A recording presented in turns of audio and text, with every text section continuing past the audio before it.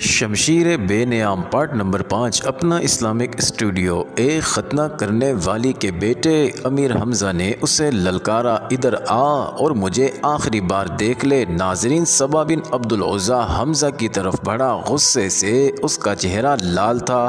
وہ تلوار اور ڈھال کی لڑائی کا ماہر تھا، حمزہ بھی کچھ کم نہ تھے۔ دونوں ایک دوسرے کے قریب آئے اور ایک دوسرے پر وار کرنے لگے۔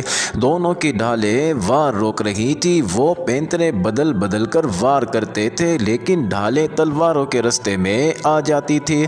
ناظرین، اس وقت وحشی بن حرب جھکا ہوا آہستہ آہستہ ان کی طرف بڑھ رہا تھا۔ اسے زمین اور جھاڑیوں نے اوڑھ دے رکھی تھی۔ حمزہ اپنے دشمن کی آنکھوں میں دیکھ رہے تھے، صبا کے سوا انہیں کچھ بھی نظر نہیں آ رہا تھا۔ وحشی ان کے قریب پہنچ گیا۔ ناظرین، برچی نشانے پر پھینکنے کا وہ ماہر تھا۔ وہ اتنا قریب ہو گیا جہاں سے اس کی برچی خطا نہیں جا سکتی تھی۔ وہ اٹھ کھڑا ہوا اور برچی کو ہاتھ میں تولا، پھر اسے پھینکنے کی پوزیشن میں لایا۔ حمزہ نے صبا پر یکے بعد دیگرے تیزی سے 2-3 وار کیے۔ آخری وار ایسا پڑا کہ حمزہ کی تلوار صبا کے پیٹ میں اتر گئی۔ امیر حمزہ نے تلوار اس کے پیٹ سے اس طرح نکالی کہ اس کا پیٹ اور زیادہ پھٹ گیا اور وہ حمزہ کے قدموں میں گر پڑا۔ ناظرین، حمزہ ابھی سنبھلے ہی تھے کہ وحشی نے ان پر پوری طاقت سے برچی پھینکی۔ فاصلہ بہت کم تھا۔ برچی حمزہ کے پیٹ میں اتنی زیادہ اتر گئی کہ اس کی انی حمزہ کی پیٹھ سے آگے نکل گئی۔ حمزہ گرے نہیں۔ انہوں نے ادھر ادھر دیکھا، انہیں وحشی دکھائی دیا۔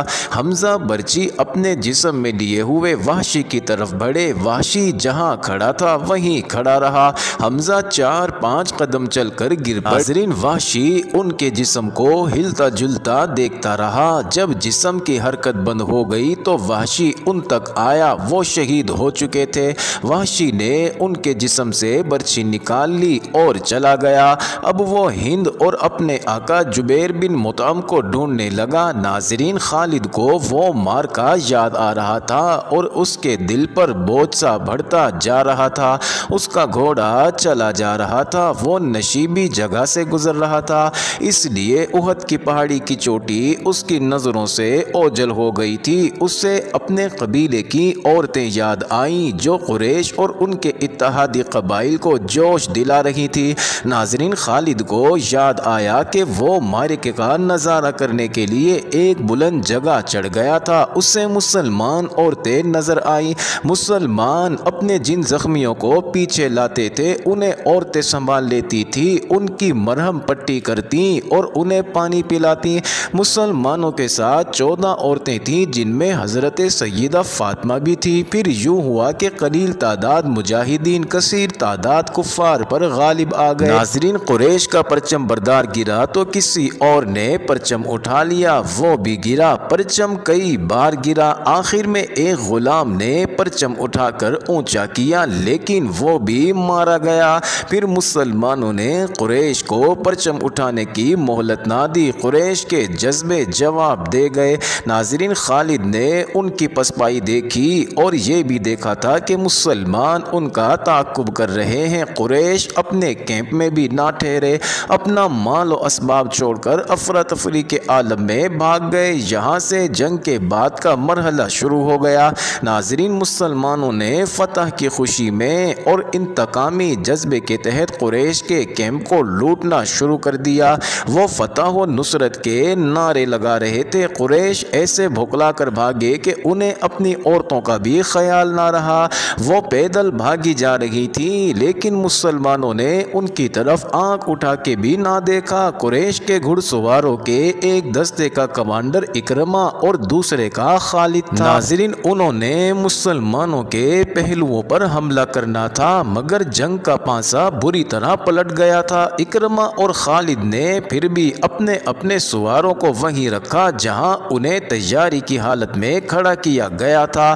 خالد کو اس کیفیت میں بھی توقع تھی کہ وہ شکست کو فتح میں بدل دے گا، لیکن جس راستے سے اسے گزرنا تھا وہاں مسلمان تیر انداز تیار کھڑے تھے۔ ان مسلمان تیر اندازوں نے اپنی بلند پوزیشن سے دیکھا کہ قریش بھاگ گئے ہیں اور ان کے ساتھی مال غنیمت جمع کر رہے ہیں تو وہ بھی اپنی جگہ چھوڑنے لگے۔ ان کے کمانڈر عبداللہ بن جبیر نے انہیں کہا کہ اپنے رسول کی حکم عدولی نہ کرو، آپ صلی اللہ علیہ وسلم کا حکم ہے کہ آپ کی اجازت کے بغیر یہاں سے کوئی نہ ہٹے، جنگ ختم ہو گئی ہے۔ تیر انداز شور مچاتے ہوئے پہاڑی سے اترنے لگے۔ مال غنیمت فتح ہماری ہے۔ عبداللہ بن جبیر کے ساتھ صرف 9 تیر انداز رہ گئے تھے۔ ناظرین، خالد نے یہ منظر دیکھا تو اسے ایسا لگا جیسے خواب دیکھ رہا ہو۔ وہ یہی چاہتا تھا، وہ تیر اندازوں کو دیکھتا رہا۔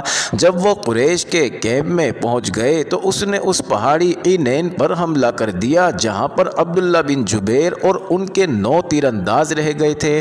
ناظرین، خالد انہیں نظر انداز بھی کر سکتا تھا لیکن ان سے وہ انتقام لینا چاہتا تھا۔ اس کے گھڑ سوار پہاڑی پر چڑھتے جا رہے تھے، اوپر سے تیر انداز تیزی سے تیر برسا رہے تھے۔ اکرمہ نے خالد کو عینین پر حملہ کرتے دیکھا تو وہ بھی اپنے سوار دستے کو وہیں لے گیا اور اس کے گھوڑے ہر طرف سے اوپر چڑھنے لگے۔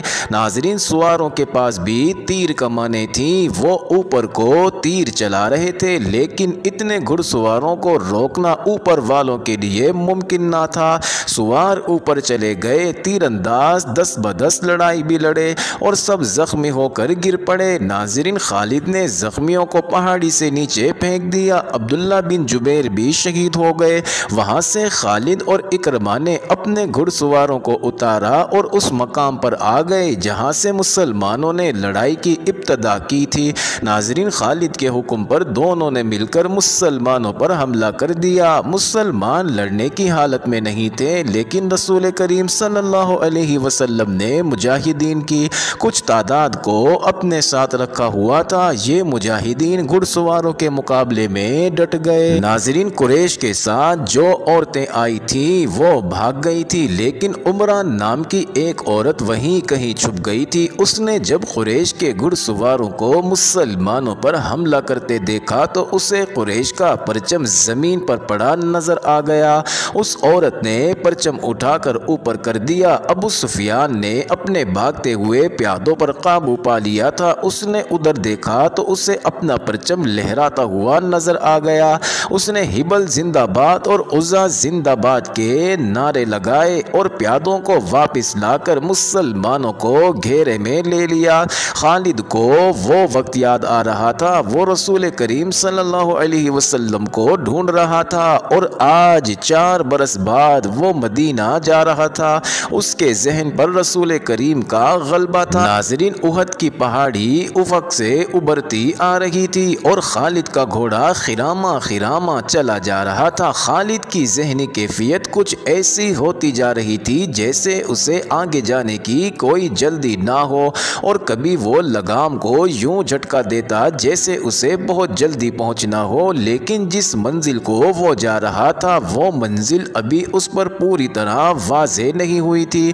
کبھی اسے یوں لگتا جیسے ایک مقناطیسی قوت ہے جو اسے آگے ہی آگے کھینچ رہی ہے اور کبھی وہ محسوس کرتا جیسے اس کے اندر سے اٹھتی ہوئی ایک قوت اسے پیچھے دھکیل رہی ہے۔ خالد، اسے ایک آواز سنائی دی جو اس کے اندر سے اٹھتی تھی لیکن اسے حقیقی سمجھ کر اس نے گھوڑے کی باگ کھینچی اور آگے پیچھے دیکھا، وہاں ریت کے سوا کچھ بھی نہ تھا لیکن آواز آ رہی تھی، خالد کیا یہ سچ ہے جو میں نے سنا ہے؟ ناظرین، خالد نے اس آواز کو پہچان لیا، یہ اس کے ساتھی اکرمہ کی آواز تھی۔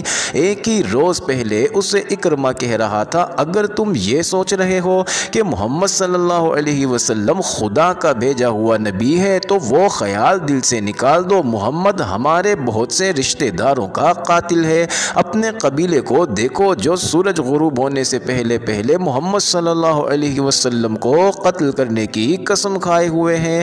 ناظرین، خالد نے لگام کو ہلکا سا جھٹکا دیا اور گھوڑا چل پڑا۔ اس کا ذہن پھر 4 برس پیچھے چلا گیا جب وہ احد کے مارکے میں رسول کریم صلی اللہ علیہ وسلم کو ڈھونڈ رہا تھا۔ وہ قریش کی اس قسم کو پورا کرنے کا عزم لیے ہوئے تھا کہ رسول اللہ صلی اللہ علیہ وسلم کو سورج غروب ہونے سے پہلے پہلے قتل کرنا ہے۔ اسے یاد آ رہا تھا کہ مسلمانوں کے تیر اندازوں نے نے جب اینین کی پہاڑی چھوڑ دی تھی تو اس نے اس پہاڑی پر حملہ کر کے عبداللہ بن جبیر اور ان کے 9 تیر اندازوں کو جو رسول اللہ صلی اللہ علیہ وسلم کے حکم کی پیروی کرتے ہوئے وہاں رہ گئے تھے انہیں ختم کیا تھا۔ مسلمانوں کے ہاتھوں سے بھاگے ہوئے قریش پھر واپس آ گئے تھے اور انہوں نے اپنے آپ کو منظم کر لیا تھا۔ مسلمان یہ معرکہ ہار چکے تھے اور یہ اپنے رسول اللہ صلی اللہ علیہ وسلم کی حکم عدولی کا نتیجہ تھا۔ خالد اور ابو جہل کا بیٹا اکرمہ فن حرب و ضرب کے ماہر تھے، ان کے لیے ایک ایک مسلمان کو قتل کرنا اب مشکل نہیں رہا۔ ناظرین، خالد دیکھ رہا تھا کہ مسلمان 2 حصوں میں بٹ گئے تھے، بڑا حصہ الگ تھا جو اپنے کمانڈر رسول کریم صلی اللہ علیہ وسلم سے کٹ گیا تھا، چند ایک تیر انداز رسول اللہ صلی اللہ علیہ وسلم کے ساتھ تھے۔ یہ وہ صحابہ کرام تھے جو قریش کے حملے کی وجہ سے افراتفری کا شکار نہیں ہوئے تھے، ان کی تعداد 30 تھی، ان میں ابو دجانہ، سعد بن ابی وقاص، حضرت علی، حضرت عبد الرحمن بن عوف، حضرت ابو بکر صدیق، حضرت ابو عبیدہ، طلحہ بن عبداللہ، مصعب بن عمیر خاص طور پر قابل ذکر ہیں۔ ناظرین، ان 14 خواتین میں سے جو زخمیوں کی دیکھ بھال کے لیے ساتھ آئی تھی، 2 رسول اللہ صلی اللہ علیہ وسلم کے ساتھ تھی، ایک ام امارہ تھی اور دوسری ام ایمن نام کی ایک حبشی خاتون تھی۔ ناظرین، ام ایمن آپ صلی اللہ علیہ وسلم کے بچپن میں آپ کی دائر رہ چکی تھی، باقی 12 خواتین ابھی تک زخمیوں کو اٹھانے اور پیچھے لانے اور ان کی مرہم پٹی میں مصروف تھی۔ خالد رسول کریم صلی اللہ علیہ وسلم کو ڈھونڈ رہا تھا، لیکن وہ میدان جنگ میں زیادہ گھوم پھر نہیں سکتا تھا کیونکہ اس کی کمان میں گھڑ سواروں کا ایک جیش تھا جسے اس نے پوری طرح اپنی نظم و نسق میں رکھا ہوا تھا۔ وہ اندھا دھند حملے کا قائل نہ تھا، اس کا اصول تھا کہ دشمن کی ایسی رگ پر ضرب لگاؤ کہ دوسری ضرب سے پہلے وہ گھٹنے ٹیک دے۔ ناظرین، آج 4 برس بعد جب کہ وہ تنے تنہا صحرا میں جا رہا تھا، اس کے ذہن میں گھوڑے دوڑ رہے تھے، اسے تیر کمانوں کے زناٹے سنائی دے رہے تھے، اس کے ذہن میں مسلمانوں کے نعرے گونج رہے تھے۔ اس کا خیال تھا کہ مسلمان یہ ظاہر کرنے کے لیے نعرے لگا رہے ہیں کہ انہیں موت کا کوئی ڈر نہیں۔ طنز اور نفرت سے اب بھی اس کے ہونٹوں پر مسکراہٹ آ گئی۔ اس نے ارادہ کر لیا تھا کہ وہ زیادہ سے زیادہ مسلمانوں کو قتل کرے گا، قیدی کم ہی بنائے گا۔ اسے ابھی پتہ نہیں چل رہا تھا کہ رسول کریم صلی اللہ علیہ وسلم کہاں ہے۔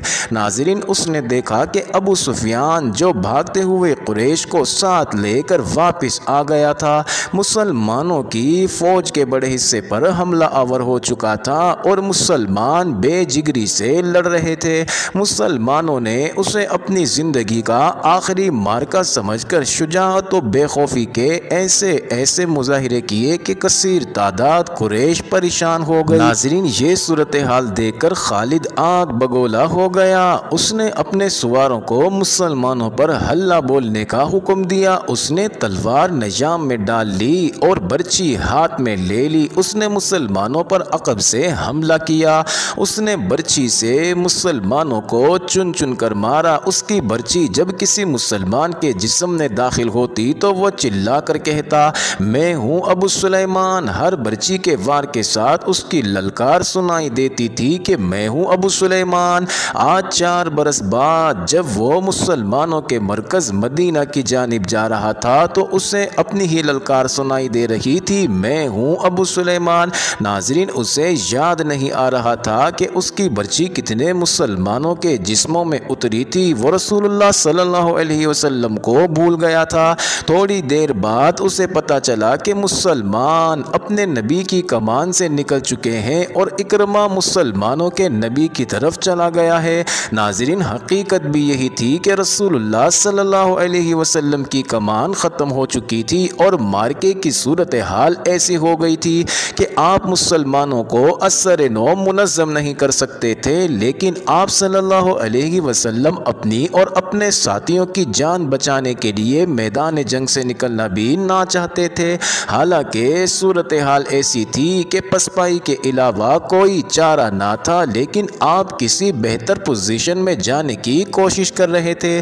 آپ صلی اللہ علیہ वसल्लम को मालूम था कि कुरैश आपको ढूंढ रहे होंगे और आपके गिरोह पर बड़ा शदीद हमला होगा। नाज़रीन, आप सल्लल्लाहु अलैहि वसल्लम एक पहाड़ी की तरफ बढ़ने लगे। आपके साथियों ने आपको अपने हल्के में ले रखा था। आप सल्लल्लाहु अलैहि वसल्लम थोड़ी ही दूर गए होंगे कि इकरमा ने अपने घुड़सवारों से आप पर हमला कर दिया।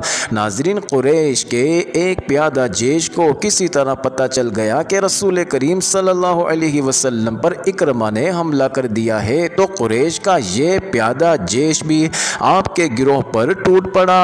आप सल्लल्लाहु अलैहि वसल्लम के और आपके किसी एक भी साथी के बच निकलने का सवाल ही ख़त्म हो गया था। आपके 30 साथियों ने और उन 2 ख़वातीन ने जो आपके साथ थी, आपके गिर्द गोश्त पोस्ट की दीवार खड़ी कर दी। नाज़रीन, खालिद को याद आ रहा था कि रसूलुल्लाह सल्लल्लाहु अलैहि वसल्लम जिस्मानी ताकत के लिहाज से भी मशहूर थे। उसका सबसे बड़ा सबूत ये था कि आपने अरब के माने हुए पहलवान रिकाना को 3 बार उठाकर पटखा था। अब मैदान जंग में उनकी ताकत के एक और मुजाहिरे का वक्त आ गया था। नाज़रीन, गोश्त पोस्ट की वो दीवार जो आपके फिदायीन ने आप सल्लल्लाहु अलैहि वसल्लम के इर्द गिर्द खड़ी कर दी थी, उसे आपने खुद तोड़ा। आप सल्लल्लाहु अलैहि वसल्लम के हाथ में कमान थी, तिरकश में तीर भी थे। उस वक्त खालिद मुसलमानों के बड़े हिस्से में उलझा हुआ था। नाज़रीन, उसे जब बाद में बताया गया था कि जब रसूलुल्लाह सल्लल्लाहु अलैहि वसल्लम और उनके 30 साथी और 2 औरतें कुरैश के घुड़सवारों और प्यादों के मुकाबले में जम गए थे, तो खालिद ने बड़ी मुश्किल से यकीन किया था। उसने एक बार फिर कहा था कि ये ताकत जिस्मानी नहीं हो सकती, ये कोई और ही ताकत है। उस वक्त से एक सवाल उसे परेशान कर रहा था कि क्या अकीदा ताकत बन सकता है। वो अपने कबीले में किसी से इस सवाल का जवाब नहीं ले सकता था, क्योंकि फौरन ये इल्ज़ाम आयद हो सकता था कि इस पर भी मोहम्मद सल्लल्लाहु अलैहि वसल्लम का जादू असर कर गया है। आज वो यही सवाल अपने जहन में लिए मदीना की तरफ जा रहा था। नाज़रीन, उहद की पहाड़ी उफक से ऊपर उठ आई थी। 4 बरस पुरानी यादें उसे फिर उस पहाड़ी के दामन में ले गई जहां उसे अपना ही नाम सुनाई दे रहा था। मोअज़्ज़िज़ नाज़रीन, ये इंटरेस्टिंग वीडियो जारी है। अगली वीडियो किस्त नंबर 6 में देखना मत भूलिएगा।